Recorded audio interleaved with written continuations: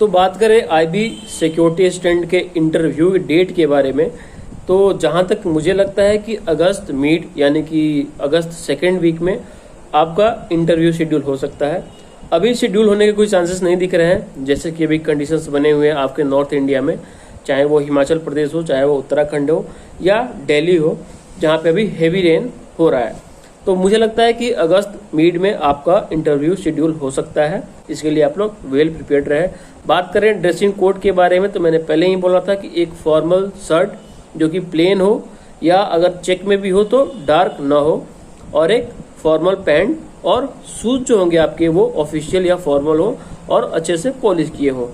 Tie अगर आप regular या ओकेजनली भी आप लोग यूज कर रहे हो टाई, तो आप लोग पहन सकते हो टाई, अदरवाइज आप लोग टाई पहन के मत जाइएगा वहाँ पे, क्योंकि वहाँ पे थोड़ा अनकंफर्टेबल आप लोग फील करोगे।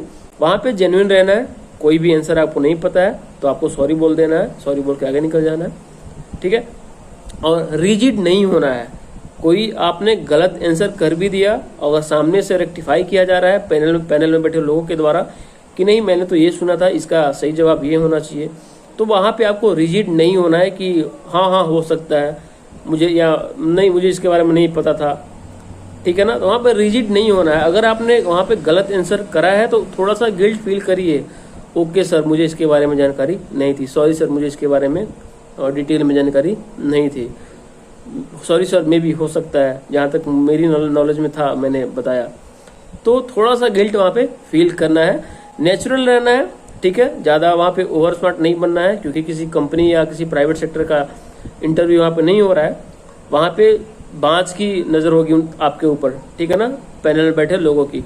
और पैनल में 3 से 4 लोग हो सकते हैं, जिसमें किसी भी पैनल में 1 या 2 बंदे ऐसे होते हैं जो आपके बॉडी लैंग्वेज को, आपके कम्युनिकेशन स्किल को, आपके ड्रेसिंग सेंस को, आपके सेंस ऑफ ह्यूमर को नोटिस करते हैं, और बाकी 1 या 2 ही होते हैं जो आपसे रेगुलर क्वेश्चन एराइज करते हैं। और जो लोग आपके बॉडी लैंग्वेज को, आपके कम्युनिकेशन स्किल को, आपके मेंटल एबिलिटी को नोटिस करते हैं, वो लास्ट में 1 ही या 2 प्रश्न पूछते हैं, या प्रश्न नहीं पूछेंगे आपसे, ठीक है ना। तो इंटरव्यू के टाइम में इस चीज़ का ध्यान रहे, दोनों लेग जो है आपके क्रॉस नहीं होने चाहिए, लेग आपके सीधे होने चाहिए, आपके जो हैंड्स है आपके थाई के ऊपर होना चाहिए, आई कांटेक्ट बना रहे सभी से, इस चीज़ का भी ध्यान रहे। और अभी आप लोग कुछ भी पढ़िए, जैसे कि न्यूज़पेपर ही पढ़ रहे हैं तो उसको बोल के पढ़िए। बोल के पढ़ने से ये होगा कि आपके टंग्स जो है, जो ट्विस्ट होते हैं ना कभी कभी, जैसे कि एकाएक किसी के सामने आपको अगर बिठा दिया जाए कुछ बात बोलने के लिए, तो आप नहीं बोल पाओगे एक फ्लो में, ठीक है ना, आप फंसोगे बीच में। तो एक फ्लो बनता है, चाहे आप किसी भी लैंग्वेज में पढ़ो न्यूज़पेपर को, एक फ्लो बनेगा। थोड़ा बोल के लाउडली पढ़ा करो अभी से ही, मिरर के सामने भी प्रैक्टिस कर सकते हो। इंट्रो जो देना अपना, इंट्रो के केस में इस चीज़ का ध्यान रहे कि कोई आपका वीक पॉइंट ना हो।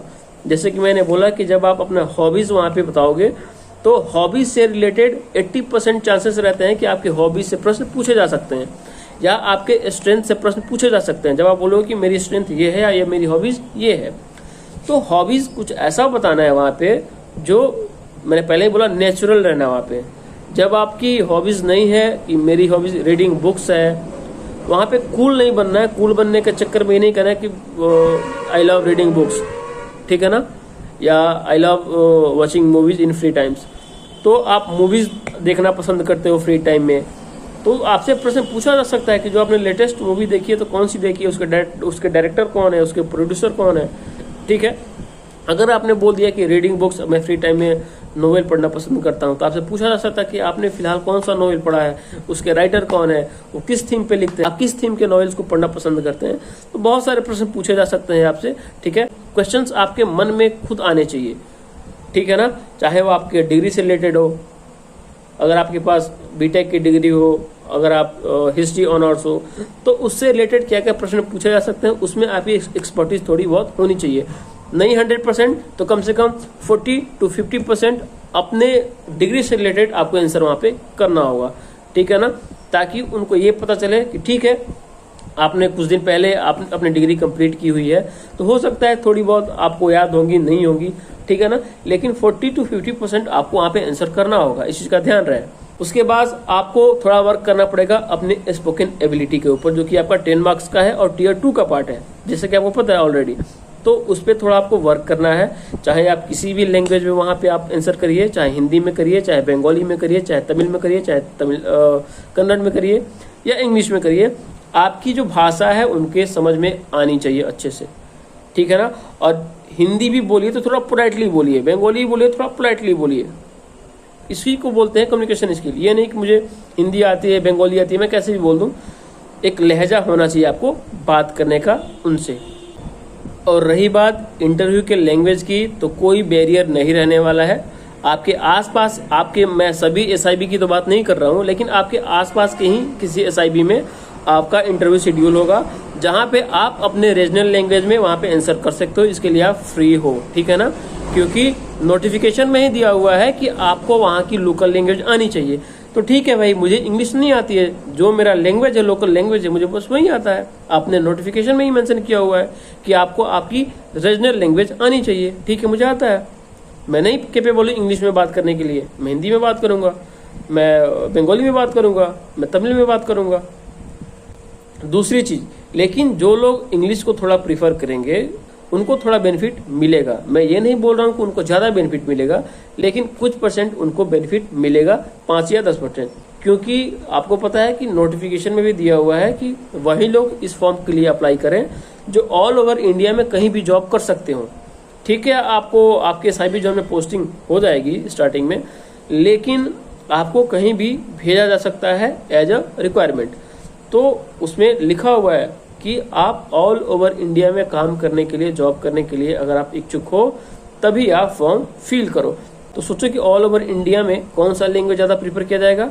इंग्लिश, ठीक है, क्योंकि आप साउथ इंडिया में जाकर के हिंदी बोलोगे तो वहाँ के लोग ज़्यादा नहीं समझ पाएंगे, या नॉर्थ ईस्ट में जाओ, वहाँ ज़्यादा हिंदी लोग नहीं समझ पाएंगे। तो एक कॉमन लैंग्वेज है इंग्लिश, तो इंग्लिश को थोड़ा प्रीफर करेंगे वो लोग। कोशिश ये करना है कि इंग्लिश और रीजनल लैंग्वेज दोनों को मिक्स कर दें। अगर आप 100% इंग्लिश नहीं बोल पा रहे हो तो कम से कम 50-50 या 40-60 उसको करना है, ताकि उनको भी लगे कि हाँ कुछ नॉलेज तो आपके पास है इंग्लिश के बारे में। लेकिन इसके लिए कोई बॉन्ड नहीं है कि आपको इंग्लिश में ही वहाँ पे आंसर करना है। हाँ, जहाँ की लैंग्वेज ही इंग्लिश होगी वहाँ पे तो आपको इंग्लिश में आंसर करना होगा। बाकी कोई मुझसे हेल्प चाहिए तो मेरे इंस्टाग्राम की आईडी इस वीडियो के डिस्क्रिप्शन बॉक्स में और कमेंट सेक्शन दोनों में दिया हुआ है। आप वहां से जाकर के मुझे इंस्टाग्राम पे फॉलो कर सकते हैं, वहां पे मैसेज कर सकते हैं, जहां पे आपको क्विक रिप्लाई मिल जाएगा। चैनल पर नए हैं तो चैनल जरूर सब्सक्राइब कर दीजिएगा। धन्यवाद।